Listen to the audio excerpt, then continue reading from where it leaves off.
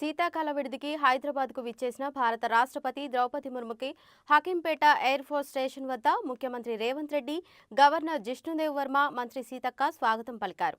బొల్లారం రాష్ట్రపతి నిలయంలో వారం రోజుల పాటు విడిది చేయనున్నారు. రాష్ట్రపతి ముర్ము ఈ సందర్భంగా రాష్ట్రపతి నిలయం పరిసర ప్రాంతాల్లో పోలీసులు కట్టుదిట్టమైన భద్రతా ఏర్పాట్లు చేశారు.